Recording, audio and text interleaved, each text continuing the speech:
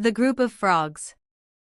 Once in a forest, a group of frogs who decided to set themselves a challenge to climb to the top of a long tower.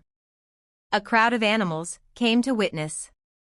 As the tower stretched higher, the climb became tougher. The crowd of animals, initially supportive, started to doubt the frog's ability to reach the top. "It's too high," they shouted. "You'll never make it. It's impossible." Hearing these discouraging words, the frogs began to lose heart. All except for one. This little frog continued to climb. Finally, the little frog reached the summit. The crowd erupted in admiration.